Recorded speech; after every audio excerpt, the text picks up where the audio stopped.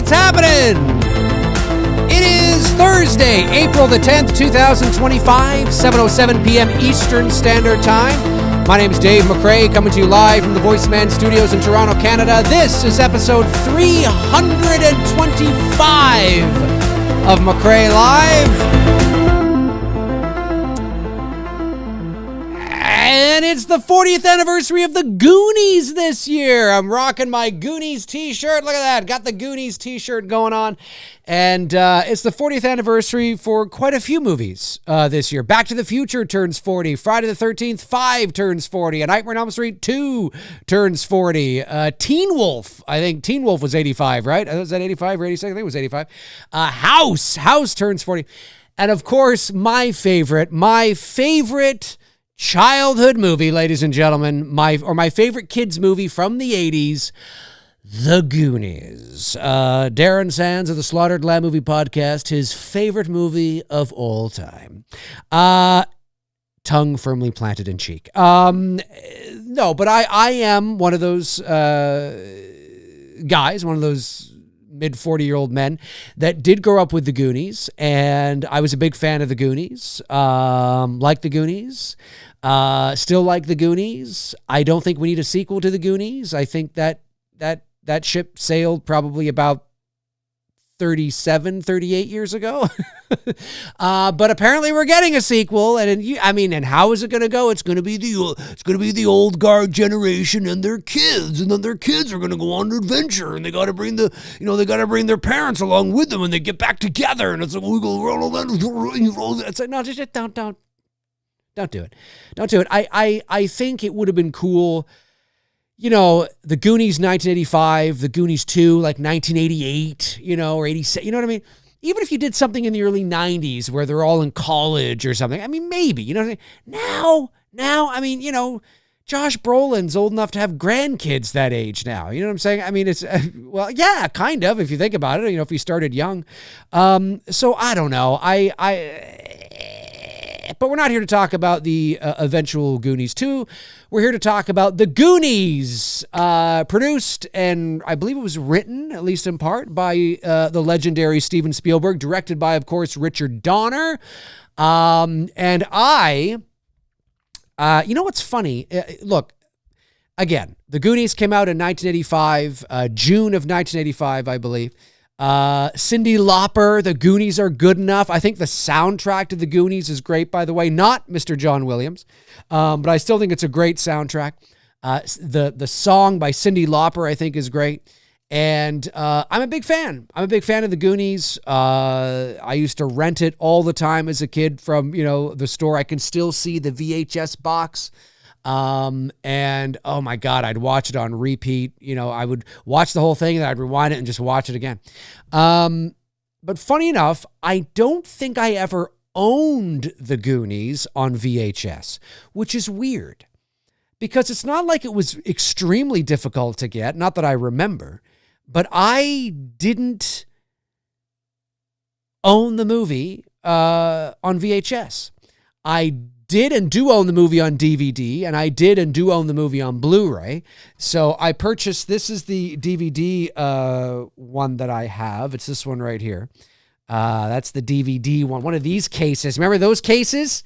These guys, they always felt cheap to me. But pretty cool. There it is right there. The Goonies.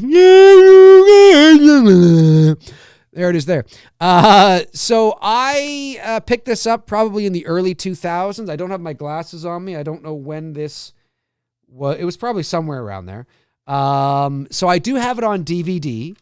And I'm telling you, folks, I always take great care of my discs. Great care of my discs. Oh, yes. Oh, yes. All my DVDs and Blu-rays and 4Ks look immaculate. Even though, hey, my VHSs, I have VHSs that look like they literally that they were purchased yesterday. Literally. Now, I have some that look like they've been through the ringer. But I have some that are genuinely 35 or 40 years old, and they still have the shine on. Like, it looks like they just... I took good care of them. And then about 10 years or so ago, I forget when this came out, I picked up this cool box set of The Goonies on Blu-ray. And I don't have the Goonies on 4K yet. I'm not rushing to go out and get it. The Blu-ray's fine. But I have this box set, of course, for the Goonies on Blu-ray. There it is there. Very cool indeed. I really, really like this. I actually think, if memory serves, I picked this up when I was in the States. I must have, because there's no French on it. Son of a bitch. What's that from? Let me know in the chat room.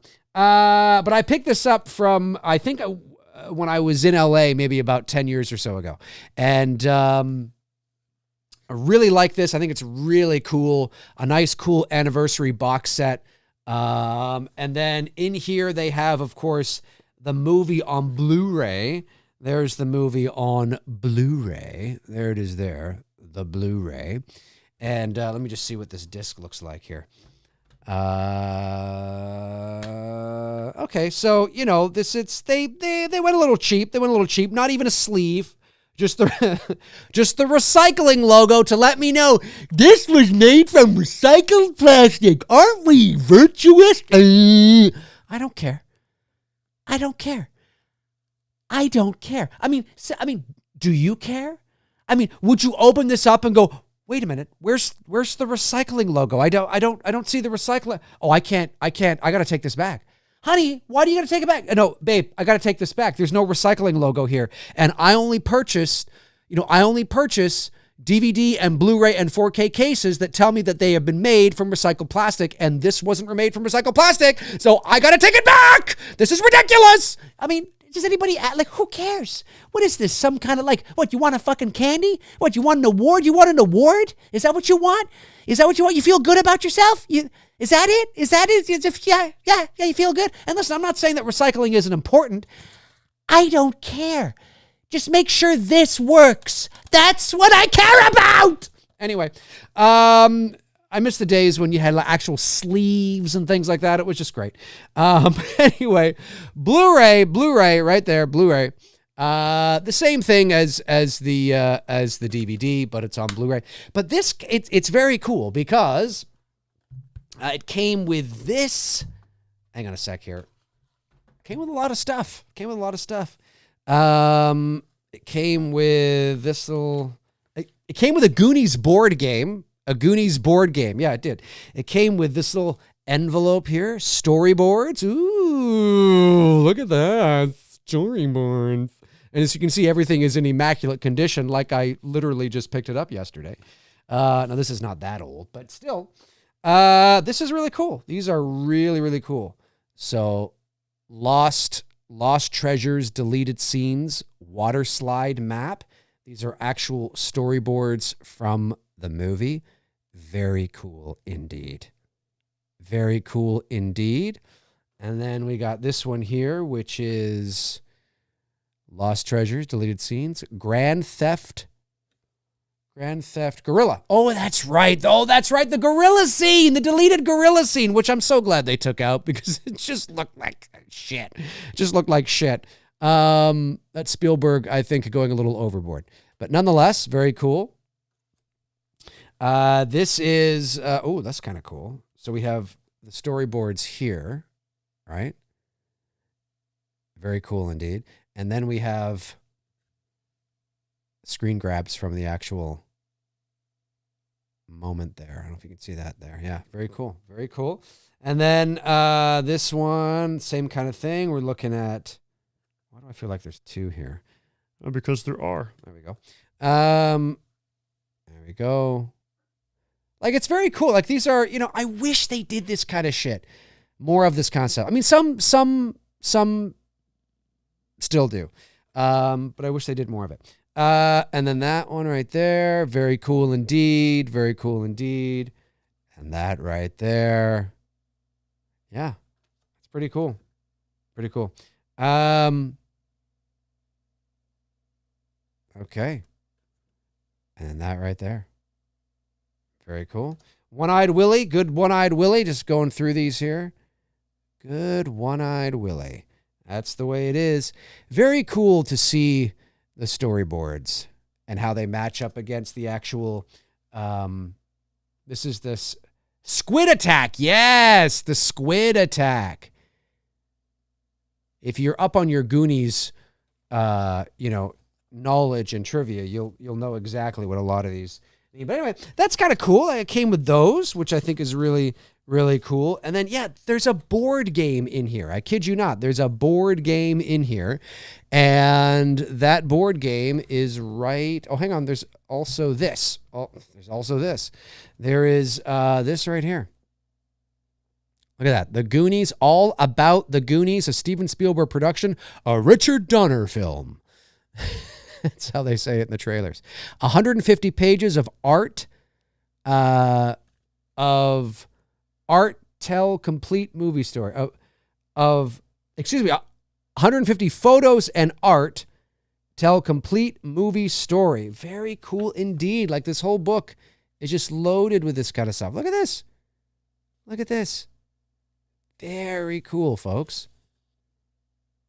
Like, even if you're not a fan, you can appreciate how much they gave you in this anniversary. I think this was maybe the 35th the 30th anniversary. No, the 30th anniversary would have been 2015. Yeah. I think this is the 30th anniversary collector's edition Blu-ray release. I think that's what this is. So I think this is from 2015, if memory serves. But still very cool. Like, all the things they gave, they give you. Are they doing a 40th? Is there a 40th? If they are, it's going to be on 4K. If they're doing a 40th, I bet you they're doing probably a lot, or maybe it's already out. Probably a lot of the similar shit. I mean, what else can you throw in there? You know what I mean? But I think that's really cool. I think that's really, really cool. And there's the back there.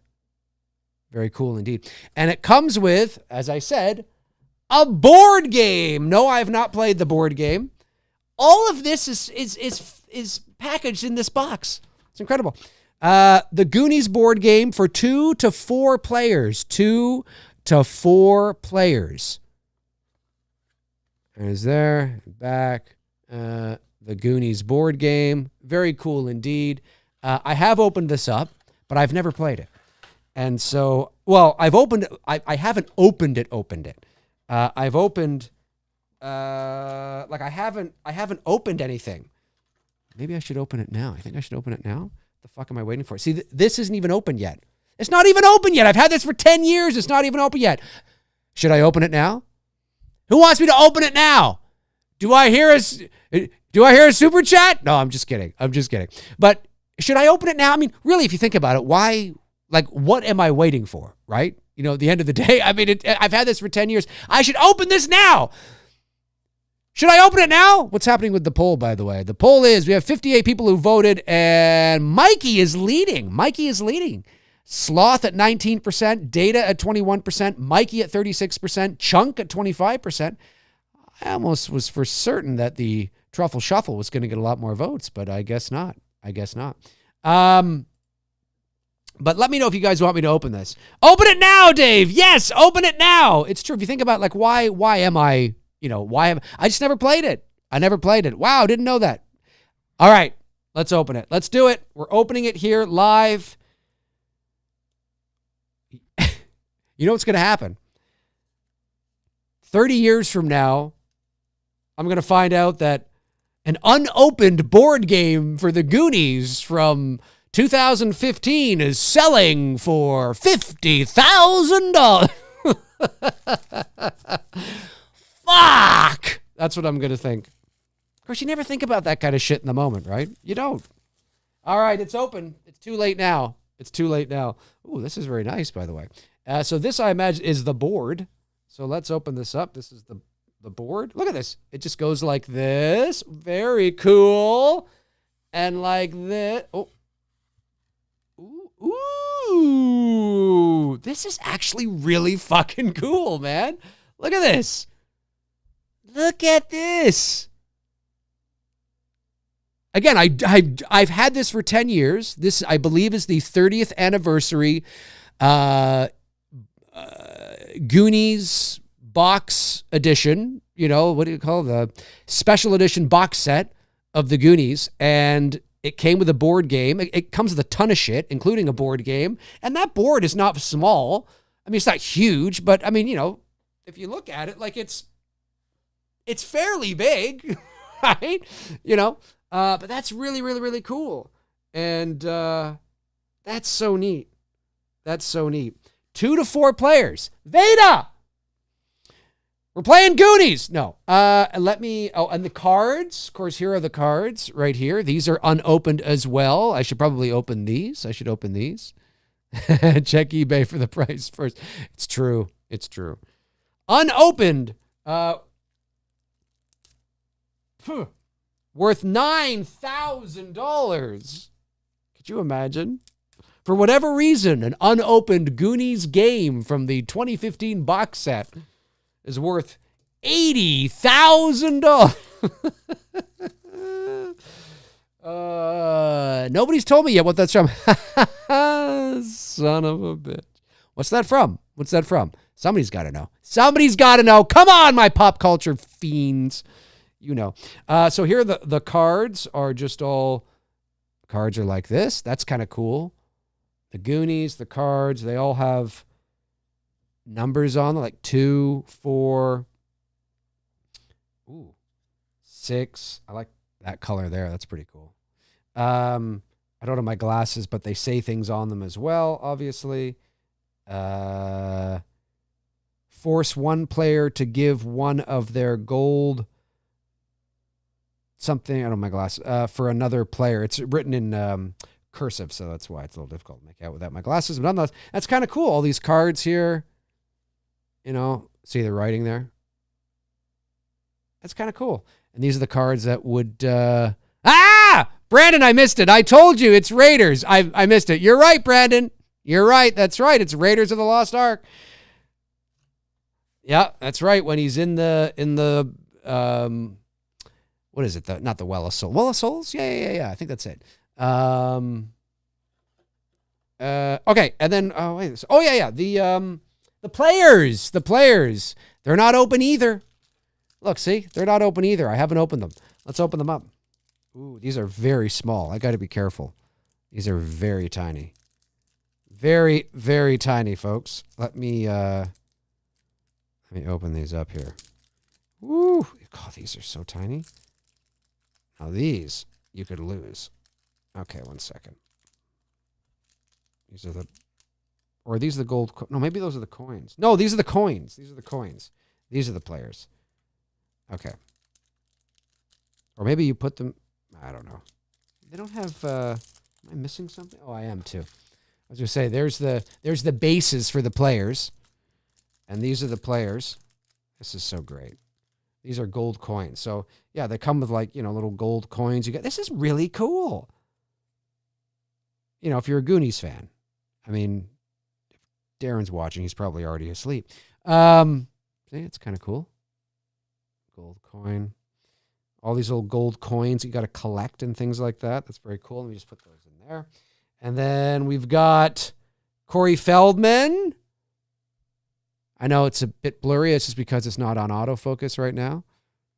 Let me see if I can actually change that. Hang on a sec. Let me go back to my camera. 1 second. I'm going to put the autofocus on. I never do my shows with autofocus on, so let me put the autofocus back on, and then it should focus. 1 second. No, not doing it. Okay, well, I can control the focus. 1 minute. I'll control the focus. God damn it, son of a bitch. Dave, we don't need to see it. It's all right. It's all right, Dave. It's all right.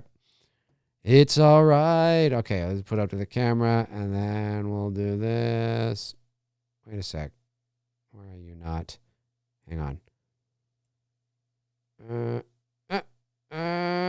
Oh, you're not. There we go. Wait, there we go. Corey Feldman? Yes. Okay. We've got Mikey. There he is. Mikey. We've got Data. Booby traps. Booty traps. You mean booby traps? That's what I said. Oscar winner. Jeez. Chunk,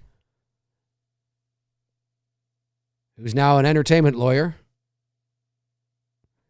And That's so weird. So they just have those 4. And I guess they put a girl in here. They put, what's her face? Oh, what the fuck's her name? I forget her name now. I think they probably put her in there just in case there's a girl playing the game. And so, the girl can be the girl, right? But they don't have anybody else. They don't have Sloth. They don't have the Fratellis. And that's likely because they're on the board, maybe. But they don't have Josh Brolin's character, Brand. They don't have him either. And so they just have the one girl, which I imagine is likely, like I said, probably because in case there's a girl that plays the game, they don't feel left out. They just have the main, 4 or 5 kids. That's cool. And then there's bases there that you can stick their thing in. Okay, let me get back to actually being in focus. Okay. That is so cool. Very, very, very cool indeed. And like I said, all of this is in that package. Okay, let me just now put this away here. Hang on. Who are Goonies fans who's watching right now? Or even if you're watching after the fact, let me know. Was this the movie that was big for you as a kid? Because there were other kids' movies, at that time. I mean, there was Monster Squad from 1987, right? There was Stand By Me from 1986. Now, that's not like a kids movie. It's a little more mature in themes, but I loved it. A lot of us kids did really like it. So, was the Goonies high on your list? I think, oh shit. Hang on. Why is that not gonna? Oh, I see. I got it on the wrong side. Hang on a sec, folks. Bear with me as I put this away. I just don't want to lose anything. So let me just do that. And then do that. And then do this. Going to put it back in here like that. Close it up. Amazing. Amazing. The board game, The Goonies. I've opened it. Dave, you just ruined $80,000. No. And then we're going to put it back in there like that. We're going to put all these books and pamphlets and stuff and behind the scenes, like all this great stuff is going to go in there. And then even that, it's going to go in there. And then finally, the movie. We get to put the movie in there as well. And that just slips right in and it all fits just right in there. Just like that. A very cool box set indeed. I think this is really, really cool. I don't know what the 40th anniversary on 4K, if they are releasing one, I don't know what that's going to do. Can you top this? I mean, I know technically it's better quality, the image, but in terms of like, is it just going to be the movie? I don't know. I'm a big fan of the Goonies. Like I said, I had somebody actually say to me, Dave, the Goonies feels like a Spielberg kind of movie too. And, you're like, ragging on, which I'm not ragging on, but they say things like, you say that like Tobe Hooper and you could feel Spielberg's influence in Poltergeist, but can't you feel Spielberg's influence in Goonies? And how come you're not saying that, man? How come you're not doing that, man? Here's why. Because Richard Donner, outside of the Goonies, also made other great movies. Superman, Lethal Weapon, Lethal Weapon 2 and 3 and 4. You know what I mean? What other great ways? I think he even did The Omen. Am I right in thinking he did the original Omen? I think he did. Maybe I'm off on that. Because he made great movies. Yes, The Goonies, you can still feel Spielberg's presence. For sure you can. But you can also feel Richard Donner's presence in there too, because when you look at Richard Donner's catalog and the other great movies he's made, you can see his directing sensibilities. It was Richard Donner, he directed that movie. Of course, Spielberg's influence is there. You can feel it, you can see it, but not as much in the whole Poltergeist thing. Tobe Hooper never made another movie like that ever again. I'm not knocking Tobe Hooper. I'm just saying he went from Poltergeist to Texas Chainsaw Massacre 2. I mean, like, come on. Anyway, I'm just saying. I love Goonies, says Warren Armour. Yeah, it's great. Eli Cortez says, I'm more of a Monster Squad fan than the Goonies. It's funny. I like Monster Squad. Don't get me wrong, but I don't think it's as good of a movie as the Goonies is. I think the Goonies is better. Of course, that depends on who you ask and maybe your age. I do like the Monster Squad. I do, but the Goonies is more my jam. Always was. I think. What's her name? Why am I forgetting her name? Mama Fratelli. But she was great. Chester said he did direct The Omen in 1976. Thank you, Chester. I thought he did.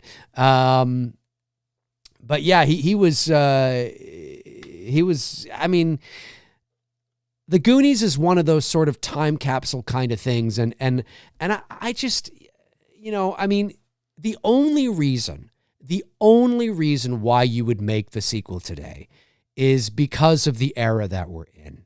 I mean, look, I'm from that era. And although I don't speak for everybody, the general consensus I've gotten is sort of like, really? Okay, like, sure. I mean, of course I'll go see it. Or if it's, wherever it ends up, of course I'll go see it. But I mean, it's not something that I am overly excited about. Like I said, I think it's about 35, 37 years too late. What time is it here? I'm going to go a few more minutes. We'll go a little bit longer. Not a lot of people in here tonight because, again, it's Goonies. Tyler Adams says, I do believe Jackie Earle Haley's take was awful for Freddy. I don't think his take was awful. I don't think the movie was very good, though. I don't think his take was awful. No. It was dark, so I'd rather that. I'd rather watch Jackie Earle Haley's Freddy than Freddy's Dead Freddy. If I want to be serious. Brandon Collins says, you can do a lot in a minute. At least that's what my ex used to tell me. Ching. Good night, everybody. You actually can. If you know what you're going to say, you write it out, you edit it, and you actually can.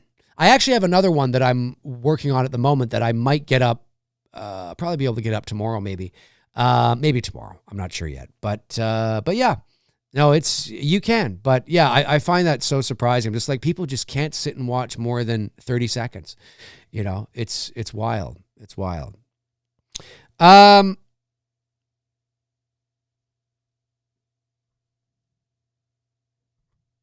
there's a super chat comes in. Oliver Mercer says, I would have loved to have joined your workshop, but money is a problem at the moment. Hopefully next time. That's okay, Oliver. Where weren't you at? You were at the one I did a couple years ago, though, right? So it's the same thing, Oliver. It's the same thing. So you're good. You're good. I mean, you're more than welcome to, of course, if you want to. I mean, it's great, but you, I think you were at the one I did a couple years ago, weren't you? I thought you were.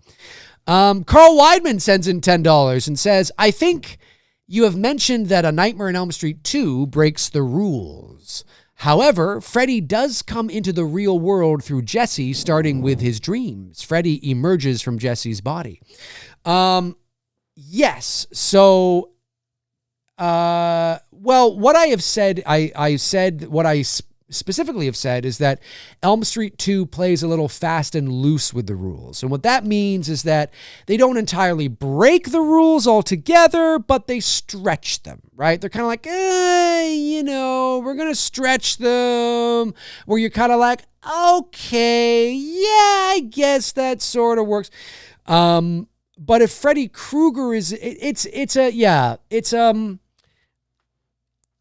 they do play, they stretch it. It's a good point you make, which is why some people believe that the kids at the pool party are not seeing Freddy. They're actually seeing Jesse. We're seeing Freddy, but they're seeing Jesse. And it's like, yeah, that's a good theory, even though I don't think that's what they're going for at all.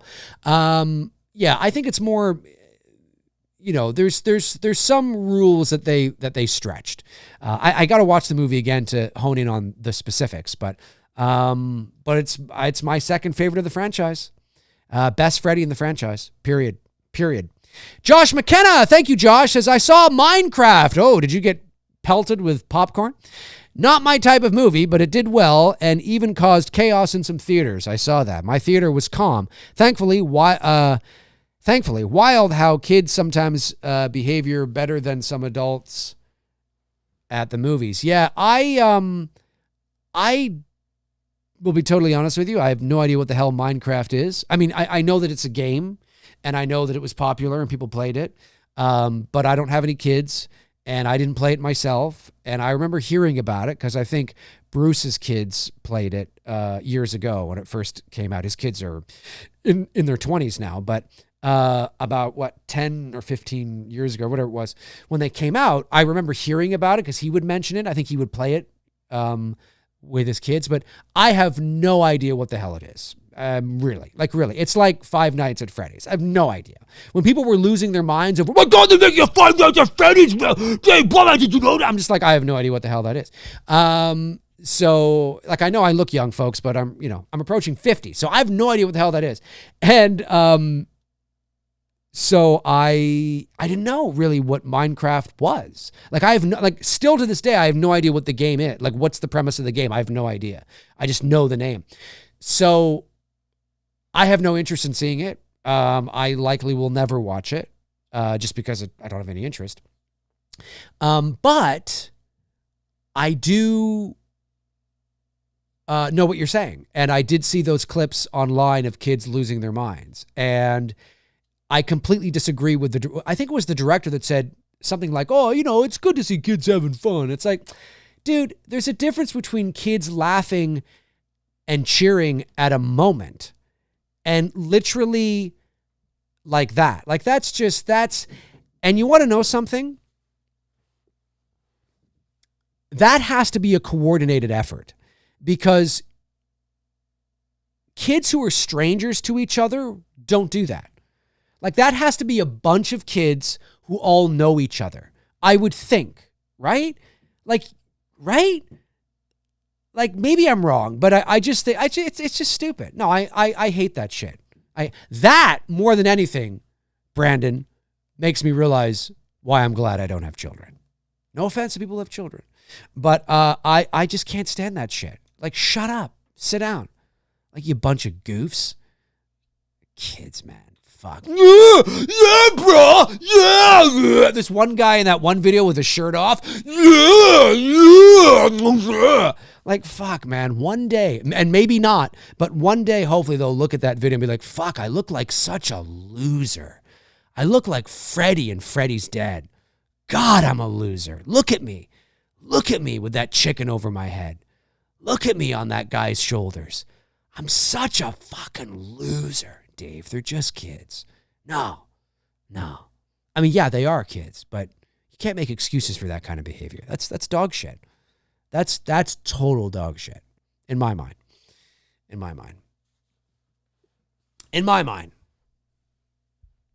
Brandon says, I game and I don't even know what Minecraft is.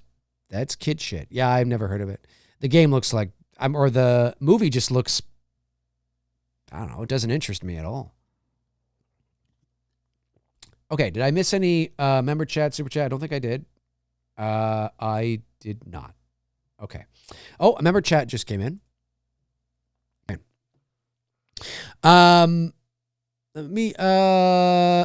Josh Stevens sends in a super chat. Thanks, Josh. Says, Dave, if you had kids, which horror movies would you introduce them to first and at which age? My son's first was Ernest Scared Stupid. That's a good one. Not sure if that counts. At 5, and he loved it like a gateway. No, I think that's fine at 5. I mean, listen, at 5, I was watching, well, no, it wouldn't have been 5 because it wasn't. Oh, no, at 5. Yeah, 5, I was watching A Nightmare on Elm Street, or at 6. But that was a different time. That was a different era. A very, very, very, very different time. I think Ernest Scared Stupid is a great movie for a 5-year-old, for sure. I think something like, that movie. If I had kids, what would I show them? I don't know. I would probably show them the original Halloween. I mean, it's pretty tame, by today's standards, right? So I'd probably show them the original Halloween. Scream, I think the first one I think is a good one to show. Horror movies. I have to think on that. Gateway horror. I mean, The Others, I think would be a great one. Now depending on how young they are, they may not be able to appreciate the twist in the movie, but in terms of like the tone and the atmosphere and the cinematography and all that kind of stuff, I think you turn down the lights, you put on your TV. I think The Others would be a great one to show your kids because it's a spooky ghost story. It's a classic ghost story, right? In a lot of ways. In a lot of ways, that's what the house on Port Robinson Road is.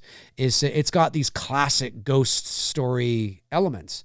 It's more, I think it's more cerebral and philosophical than The Others. Quite significantly so, I think. But it's, the house on Port Robinson Road is more, it's more intense.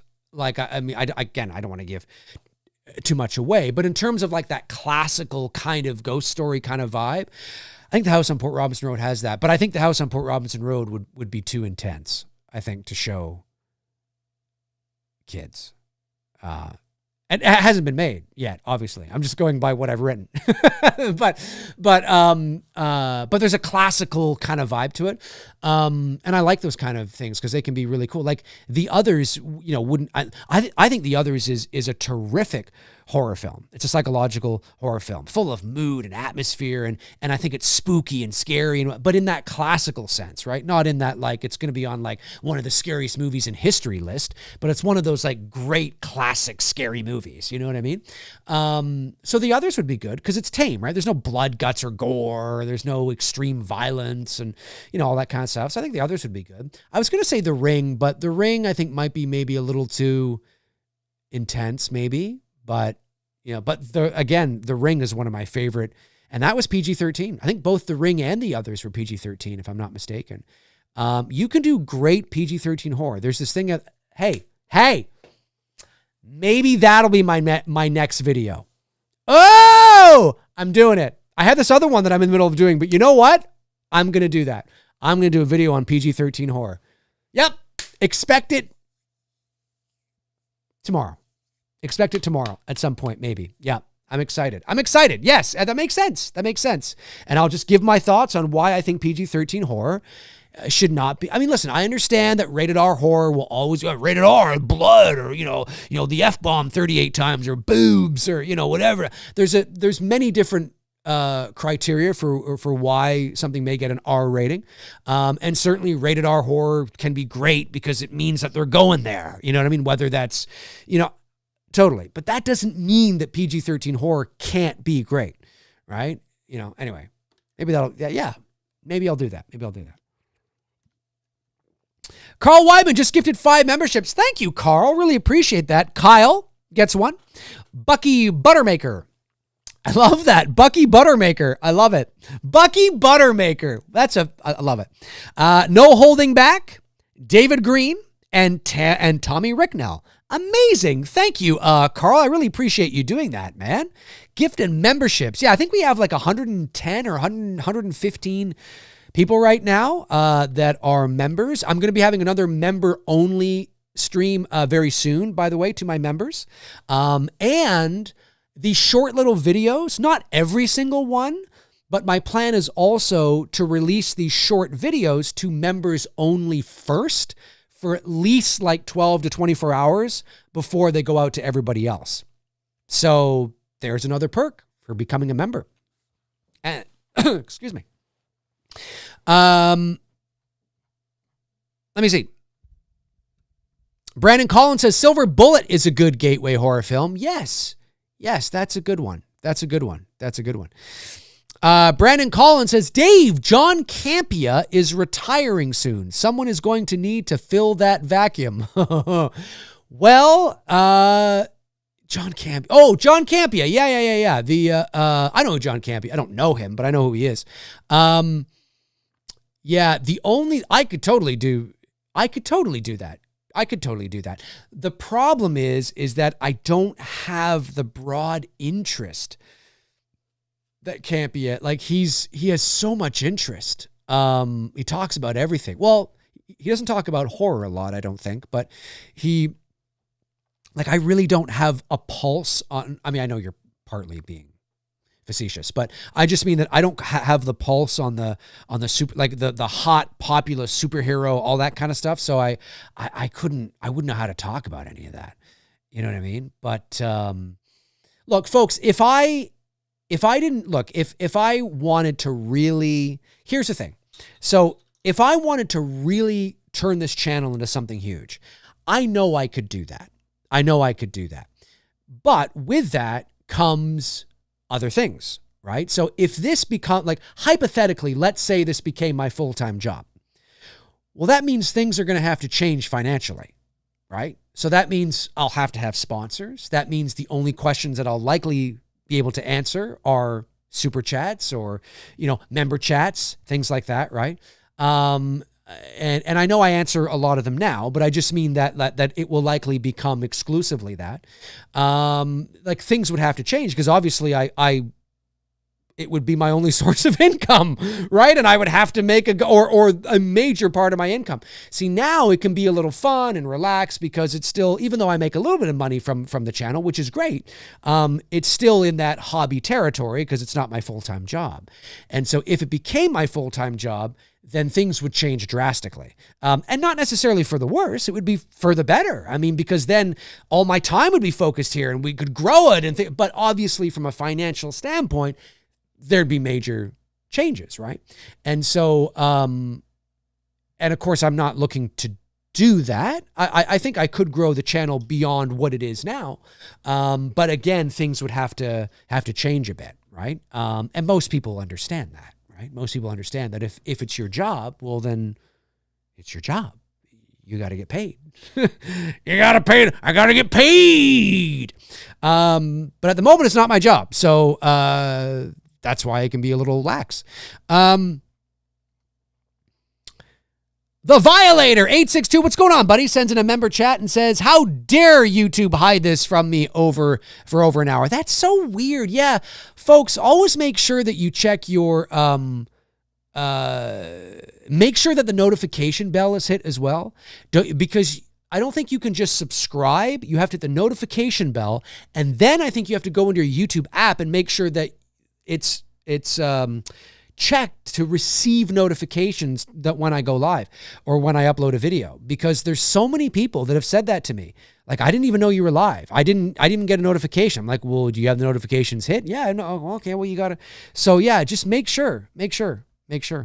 Cause that could be the reason too, right? Like, you know what I mean? Like it could be, obviously the topic, not a lot of people are interested in the Goonies, but also people are not getting notified. It happens. I don't know the reason for that. I don't know why, but it's very strange. Warren Armour says, "Can you do a short video on your thoughts about streaming versus going to the theater, and if you think the streaming hurt opening weekend blockbusters?" Well, I don't really need to do a video on it, but yeah, I mean, yes, I could do a video on that, and maybe I will, Warren.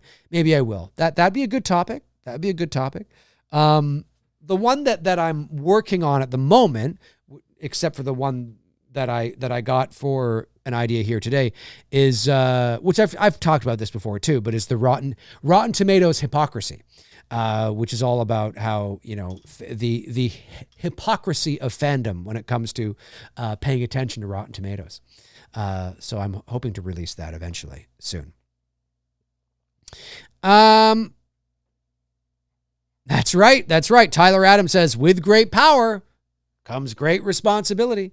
Oh yeah, it's true. It's, I mean, look at Cody Leach, right? I mean, he took a big swing, a big risk, became a full-time YouTuber, with the support of his family, his wife, which is great.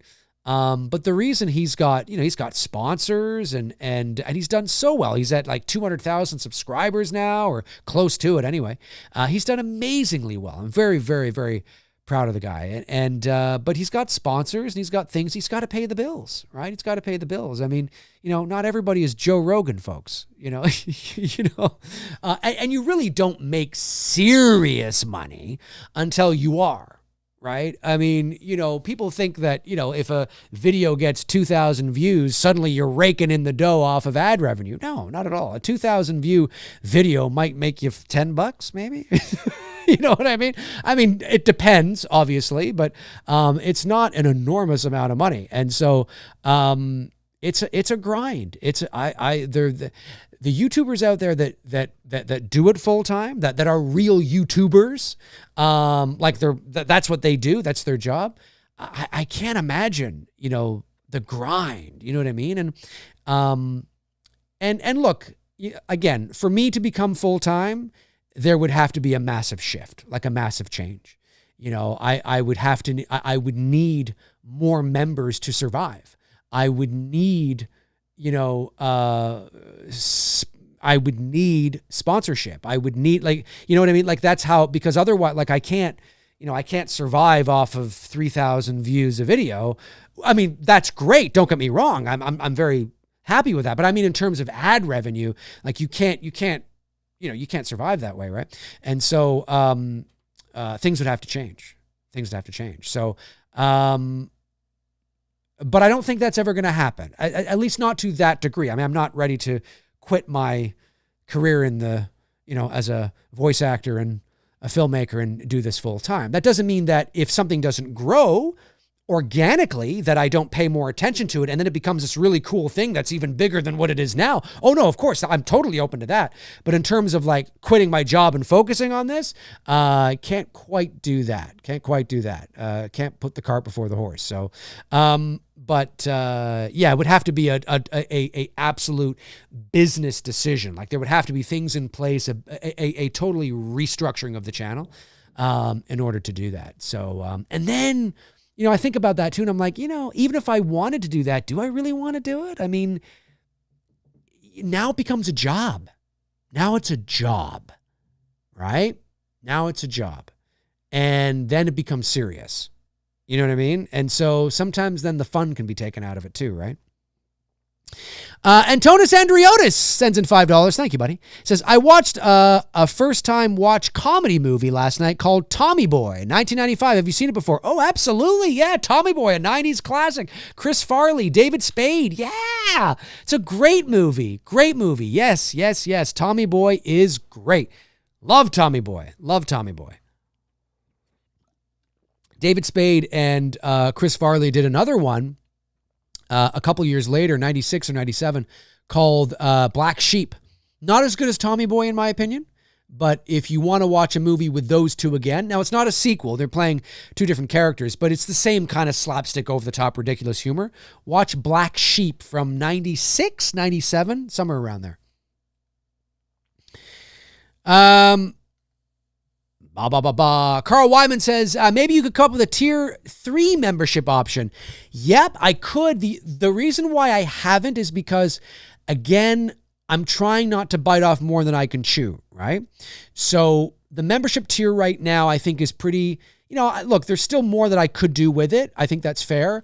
But in terms of you get what you get in the chat room, right? And you get the Horror Movie Nights watch along. You get the member only live shows. With doing these little shorts now, my plan is to push them out to members only, which will be another perk. But if I add another tier to that, unless you mean to go full time or something like that. Yeah, of course. Well, no, I'd have to. I'd probably have to have 5 tiers, if I was going full time, because you need to pay bills, right? I have car payments and insurance and, and mortgages or mortgage, not mortgages, all this kind of stuff. So, and I got to eat, and so yeah, it's a very different ball game. And so, but right now again, I'm not looking to do that. I'm just speaking hypothetically and letting people know that's the only way that I could really put in the full-time effort. It becomes a job, because then I have to do it or I'm not going to survive, right? So, and yeah, membership, listen, we have 110 or 115 members, which is great. And I'd love to grow the membership. I really would. But then to grow it, you have to add more things and all that kind of stuff. And And maybe one day, but I think, again, I'm trying to play it smart. I would rather underdeliver and overpromise than overpromise and underdeliver. Do you know what I mean?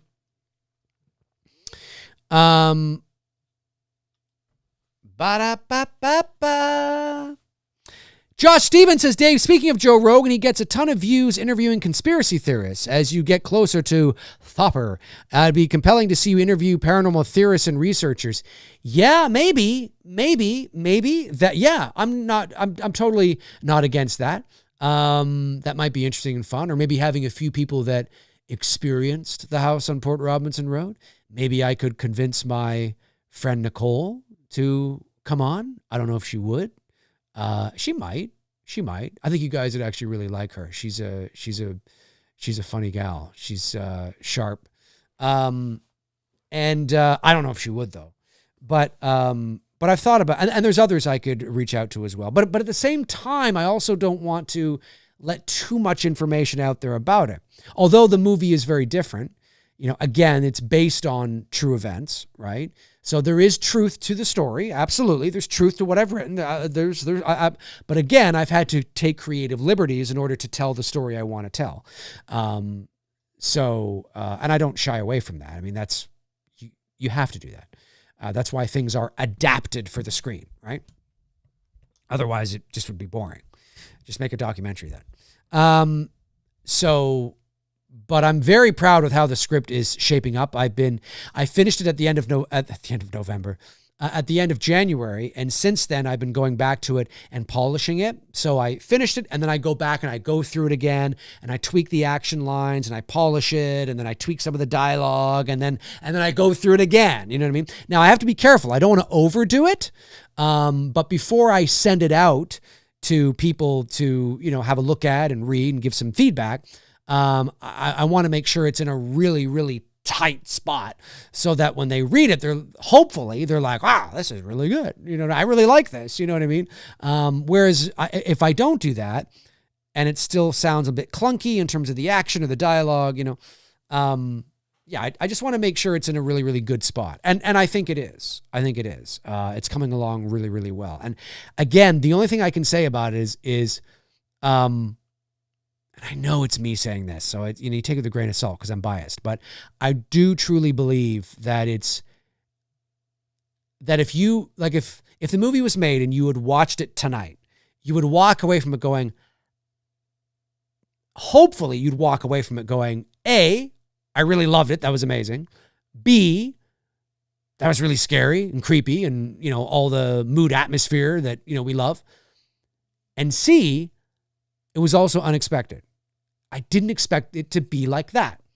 I didn't expect it to go there or go like, you know what I mean? Like I didn't, this is interesting, and I say that in a really good way. So, those three things. Of course, you're always going to be going, no, that was shit. That was dog shit. That's just art. But I'm very proud and very excited. Like I've never, this is really it, guys. I mean, I've been working on this for 20 years and to be where it is right now, I'm like, this is the story. Somebody the other day asked me, and I forgot to respond to them. So if this is you, my apologies. But when I posted or when I showed the concept poster, which probably will inevitably end up being the poster, depending on where this goes, but or at least a newer, updated version of it. And for those of you that haven't seen the poster, by the way, I'm sure most of you have. Again, this is a concept. I say that because obviously the movie's not out.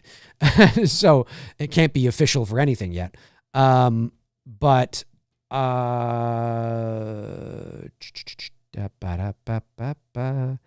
it here? Here we go. So this right here, which I'm sure you guys have seen. Ooh, sorry. It's really big. It's because it's gigantic quality. That's why. Sorry about this.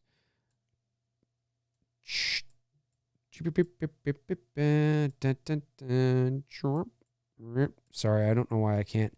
Hang on. Can I do more of this? 1 second here. Okay. Didn't realize it was going to take me this long to, there we go. Oh, I love this poster. I sound so weird saying that because I'm the one that made it. So, you know, for short of sounding, you know, like I'm tooting my own horn here, but I really do like what I was able to do with this poster. That's the concept poster for the house on Port Robinson Road. It's probably one of my favorite posters I've ever created. And I had a strong vision for it. And it went through several drafts, probably about 6 or 7. I sent it to Bruce. He had a look at it. He had suggestions, which were great suggestions because Bruce is a visual artist. So he was able to really help me with the symmetry and placement and stuff of everything. And anyway, I wanted a poster that communicated immediately upon looking at it that this was not, that this was potentially cerebral, elevated, mature, intriguing, scary, spooky, you know, the unknown, in a poster that exuded a lot of mood and atmosphere. And there were a couple of other posters that I was inspired by. I forget what they are now. But this, and of course I wanted it to be sort of grayscale with the red title popping. And then of course, you know, again, at the top, inspired by true events. And at the bottom, another dimension of consciousness awaits. And it's like, what does that mean? I mean, I know what it means, but you don't know what it means yet. I mean, you may have some ideas of what it means, but you don't know for sure what it means. But, and of course I wanted a bit of, vibration or streaking on the woman's clothing to, obviously signify, you know, otherworldly sort of kind of thing. And yeah, it's, probably one of my favorite posters I've ever created. Like I could, and I shared it around to a few people in the industry that I know, and everybody said it was great. They said, if I saw this in the theater, it would immediately draw me over to it. This is them saying this. And this was the point. It would immediately draw me over. Like they said, who was it? One person, said that it's the kind of poster that if you see in a distance, you can see it from a distance because of her face. Her face almost glows, right? And it's something that would catch your attention at the other end of the hall in the theater. You know what I mean? And you would go and you would walk over to it and you'd be like, oh, interesting. What's this? You know what I mean? And I wonder what this is about or whatever. And so I had quite a few people compliment me on it. And it made me feel good because I trust them. They work in the business and they've shot a lot of movies and made a lot of movies. And they were like, yeah, no, this is really great. And they said this really helps, like it's eye-catching. It helps sell it. It helps me want to know more. Like this is a very original looking eye-catching piece. And I was like, that's amazing. That's what I want because this is going in the lookbook, right? And for those of you who don't know what a lookbook is, a lookbook, pitch deck, you know, they're similar, but they're different. A lookbook is more about, you know, it has, you know, a lookbook is a PDF that will contain your synopsis, your log line, a mood board, your style and cinematography, a director's vision, a concept poster or posters, still frames, you know, things like that. It's a document that you use to help show cinematographers or producers or crew, you know, your vision for your movie. Now, a lookbook can also become a pitch deck. They're similar. A pitch deck tends to have everything that a lookbook also has, but also it may go that one step further and have a budget breakdown, a distribution breakdown, you know, if you're at that stage, right? I'm not at that stage yet, so I just have a lookbook. I do have a lookbook, and that was what I showed these people, and they were like, this looks great, and they saw the poster, and they were like, yeah, this is awesome. And yeah, my goal with the poster, as I said, was to create something that evoked all those things, and something that if you immediately saw it, it's instantaneously recognizable.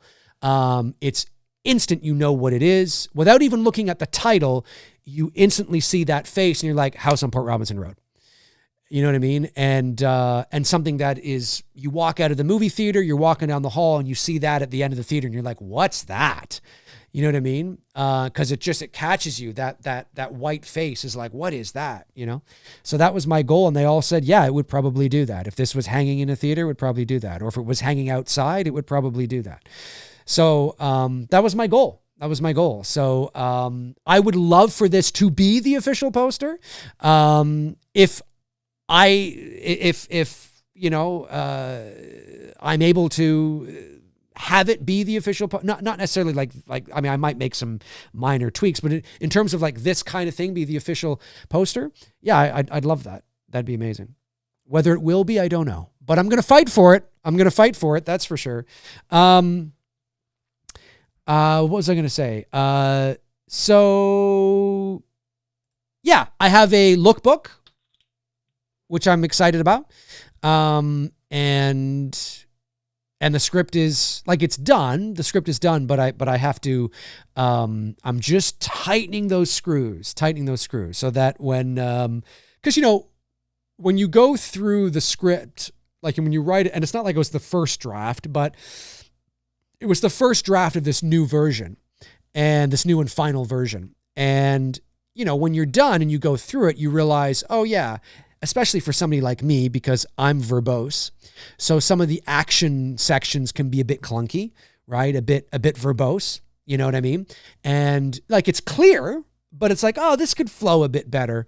So I'd go through it again and I would delete certain words and kind of just to try to streamline it a bit better. And just make it like, oh yeah, Dave, you're being verbose here. You've already said this. So now let's kind of tighten that up a bit. So I've just been doing that over the last 2 or 3 months, and it takes a while because I'm picky. But I think I've done a really good job at tightening it up. And so it flows better. So it reads better. So when somebody reads it, because again, they're not me, right? They're not in my head. So it's got to read well for others as well, who never had that experience, who aren't imagining it the way I'm imagining it. You know what I mean? It's got to read well for them too. So, that's what I've been doing. Carl Weidman, $5. Thanks, Carl. Says, I just got chills thinking back to the EVP you recorded at the house. Really looking forward to seeing your movie. Thanks, Carl. Yeah. Oh, it's in there. It's in the movie. I mean, not necessarily. It's in the movie. That scene is in the movie. Is in the script, I mean. But yeah, I'm very excited. You know, it's again, I don't know. Oh, that's what I was going to say. Somebody asked me about budget. Again, I don't know. I haven't done a budget breakdown. But I was talking with Bruce the other day. Bruce is supposed to be coming over this weekend, by the way. We're supposed to be recording the director's commentary for It's Me, Billy Chapter 2, because the BTS featurette's almost done, and then if we can get the director's commentary done, then we can get everything shipped off to the vendor and we can get the Blu-rays made. Anyway, I was hanging out with Bruce last Saturday. We were hanging out at a mutual friend's birthday who works in the industry. And so we were at this bar and it was fun. But anyway, so on our way there, we were talking shop and talking about movies and the house on Port Robinson Road. And he was talking about his ideas for the stuff that he's got. And, you know, I did a little bit of digging. And because somebody asked me not too long ago, they said, you know, would you use an abandoned house, right? An abandoned farmhouse. And I said, you know, yes, I could, but you have to remember that health and safety comes first. And, you know, I might be able to use a real abandoned farmhouse for the exteriors. Sure. But for the interiors, probably not. Number one, if it's a real abandoned house, it's probably not very safe. Number two, the interiors may not fit the script and it may not be what it needs to be. And therefore, it is more likely that the interiors of the house would be built on a soundstage. And now that alone, depending on the size of the house, depending on how many sets, right? How many rooms do you have, right? You have upstairs and downstairs, and you know what I'm saying? Depending on the vision and what you want, I mean, build, and this doesn't include the rental of the soundstage or the studio, but to like build the sets, that alone might cost $300,000 or $400,000, right? You know, you're paying for the materials, and you're paying the carpenters, and you're paying labor, and you're paying, I mean, you're having people build you a home. You know what I mean? I mean, a home that is fit for shooting a movie, not an actual home, but it's a home that is it's an interior set that's built on a soundstage, and then it's got to be set decorated, right? To look weathered and old, and, you know, to look like it's abandoned, but it's actually, you know, safe.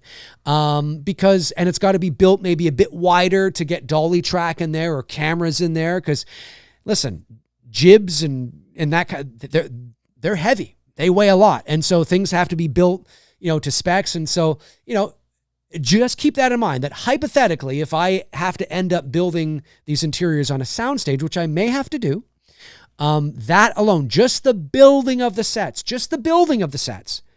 might be $300,000 or $400,000. Right? That's just the building of the sets. The set hasn't been decorated yet, right? You know, we haven't rented out the studio yet. So let's say we have to rent out the studio, and it's going to be, you know, $10,000, and we have to shoot there for 2 weeks, right? We're going to be shooting on the interiors of the sets for 2 weeks. Great. How much is it going to cost? It's going to be $30,000 for 2 weeks, or maybe $50,000 for 2 weeks, you know, depending on what studio it is and what it's all involved. I mean, who knows, right? So now you're up to $450,000, $500,000. I mean, you know, again, these are just very loose ballpark shooting from the hip numbers, but it's just to give you an idea of what these things can cost, right? But it all depends on how many sets, how many rooms, right? Are you doing top floor, bottom floor? Are you connecting those, or are they built? You know what I mean? You know, it all depends on the materials, on the, you know, but you're hiring carpenters and builders and, you know, set builders. That's who you're hiring. People that do this for a living. And that's not cheap. That's not cheap, right?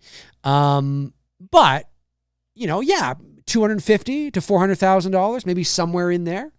You know, I did a bit of digging, and yeah, it looks like it could be in and around that. And that's just that. So, you know, again, what is this movie going to cost? I don't know. But it's not like it's a very much larger endeavor. So unless you're somebody that has $2 million and wants to come forward and be like, here you go, Dave, make your movie, just put me on as executive producer, and, you know, or you're an investor that wants to come forward or whatever. I've also thought about running. I don't believe I could, and I've talked about this before, but just so you know, I don't think this is something I could crowdfund entirely. Because again, I haven't done a budget breakdown, but this could be something that, you know, winds up being a $2 or $3 million movie. But what I am thinking about doing is raising funds, raising what is called development funds. So it's possible that I could, you know, run a short Indiegogo campaign or a Kickstarter for the purposes of raising, you know, $50,000 or $60,000. And the purpose of that money is for development. And so if you have money that you can use to, you know, hire producers, to, you know, maybe I need to travel somewhere, right? Maybe there's a production company or studio that's interested in talking with me, but they're based in LA, or they're based in New York, or they're based in London, England, or they're based in, you know, wherever, right? Then obviously part of those funds go to pay for my trip out there, right? And things like that. This happens all the time. It's what is known as development funds, and everything that is for, that could be perceived in developing the project, right? Whether that's paying, for, as I said, travel, paying for script revisionists, paying for, poster artists to boost up your lookbook, or to pay for, all kinds of, to shoot a concept video, right? We take 25,000 of that and we shoot a little concept piece, right? Or, whatever the case is. I have thought about maybe doing something like that. So I have some development money that can because, the thing with when you're an indie filmmaker, maybe it's 100,000, I don't know. But when you're an indie filmmaker, a lot of people don't like to be first, right? So if you already have money that is being put towards it, or you already have some funds, then people go, oh, okay, maybe the development funds are also used to help get a name on board, right? Maybe there's somebody that I can get, a name on board and attached, right, to it. It's like, oh, okay, right? This is interesting here, right? Okay, maybe there's a bit of, that's part of the development process as well, to which possibly development funds could be used for. And so I have thought about that maybe I raise a bit of money for development, and all the things that could come in the development process. There's a number of things that could come in the development process. And therefore I have funds ready to go to pay for whatever I need to pay for. Dave, Los Angeles, there's an indie production company. They're interested. They want to talk to you. Great. When do they want to see me? Okay. I'm on, And then I use those funds to pay for that trip, right? That happens all the time. And that's what development funds are for, is to use them for the development of that project.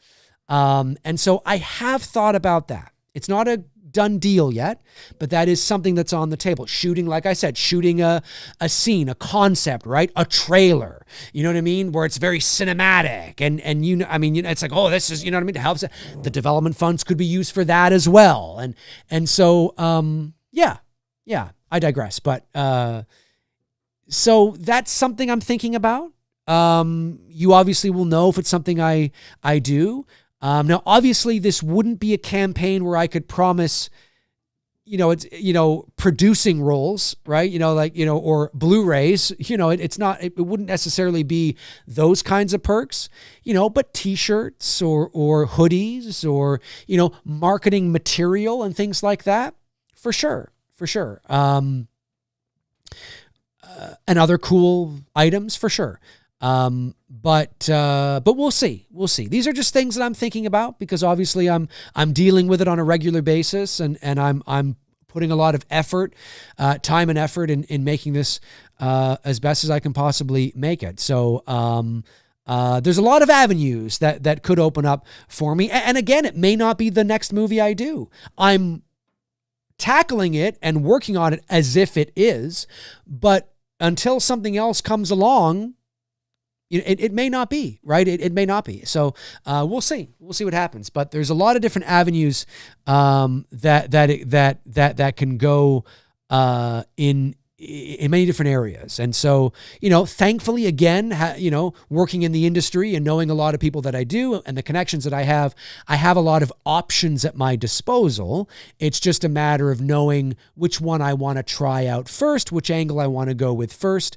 And so, the development funds route might be a smart way to go. And then that way, again, how much? I don't know. I'm thinking the lowest you would want would probably be 50,000. That's enough in there to get a good start on some things.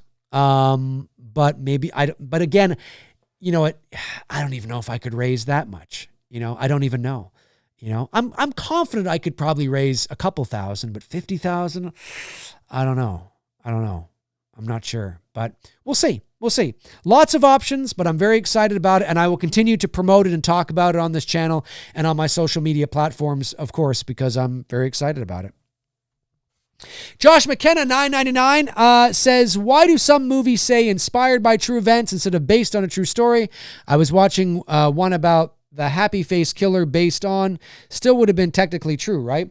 Yeah, well, at the end of the day, Josh, it's just really a matter of semantics. I think based on, I think, is the general consensus for based on is that there's more truth in it. So this story happened the way that we're telling it, so therefore this is based on it. But it's really a matter of semantics. I chose inspired by for The House on Port Robinson Road because it's not a biopic. There are things that happen in my film that never happened. But that should not take away from the truthfulness of the event and the experience. I just have to write a story. The story comes first. So I have to write a story using the basis of our journey and our experience as the catalyst and the foundation that helps drive this cinematic story now for the screen. But I've written a story that I think has a lot of heart and like I said, I think people will be surprised. It's not all doom and gloom. It's not all scares. It's got there's a cerebral, elevated philosophical component to it that it's really a strong, at least I think anyway. It's not just plot driven, it's character driven as well. So, I think it's a good story at the end of the day that is using the Port Robinson Road experience as, and using a lot of it. Like, don't get me wrong. It's not like I've just used like a little bit of it. Like, there's a lot of truth in this movie. I just mean that there's also some things in there that I've taken creative liberties on to help tell that story. So that's why I chose inspired by, instead of based on. But at the end of the day, Josh, it can be semantics at the end of the day. All right. I've been on here longer than I wanted to be, but I will. Have I missed any super chats? Have I missed any member chats? Let me just see here. I don't believe I have. I just want to make sure that I haven't. I don't believe I have. All right.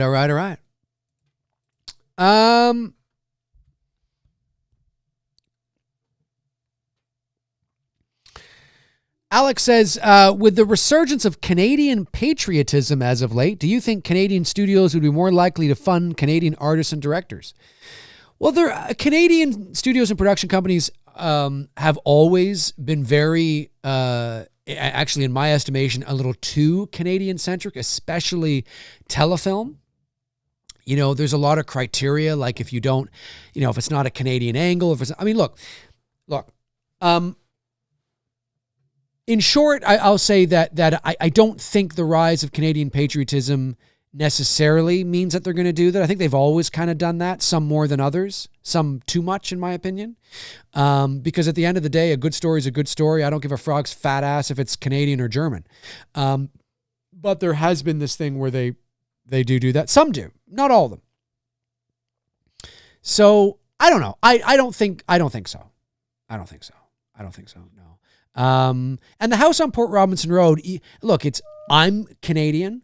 The story is based on an experience that happened in Canada. The real Port Robinson Road is in Canada, but I've written the story that it is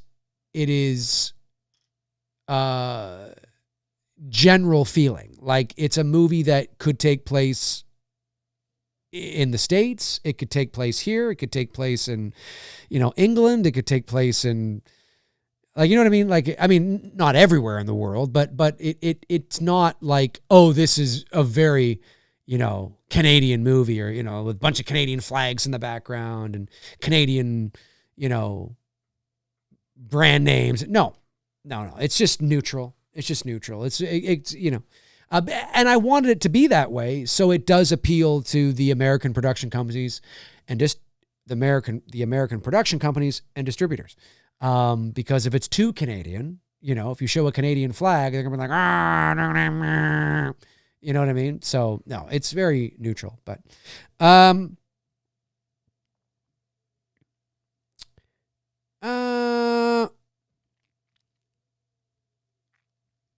Let me see. Bum, dun, dun, dun, dun, dun, dun, dun.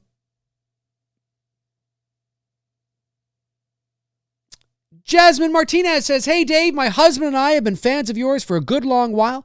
We're looking forward to seeing Port Robinson Road come to fruition. Keep it nuanced, my friend. Thank you very much, Jasmine, and I absolutely will. Oh, yeah. No, it's a slow burn. It's a slow burn, full of mood and atmosphere, but it's a classical story, I think, at the same time. But it's also elevated. I think it's different. Again, I'm biased, don't take my word for it. Watch the movie when it eventually comes out one day. But I think it's different. And Bruce even said that. When I described it to Bruce and I described him the premise, he goes, yeah, and when I described it, let me try that again. When I described where it goes, and sort of, the arc of the narrative, he's like, oh, he's like, that is different. Like, but in a good way. He's like, that's cool. That's, you know what I mean? We haven't seen that before with this kind of, again, when you think college kids, abandoned farmhouse, haunted house, paranormal, certain things come to your mind. And definitely we lean into, obviously, it's college kids, paranormal, haunted house, but it's different. It's different. It's more elevated, more cerebral, more mature. It's not something, listen, like I said, I would never turn down a phone call from Blumhouse, but it's not a Blumhouse movie. It is true when people say, it sounds more Neon or A24. Yeah, it's true. 100%. 100%. 100%. All right, folks. Well, listen, that's going to do it for me here on this episode. Let's see the final results of this poll, ladies and gentlemen. This Goonies poll. We were talking about Goonies.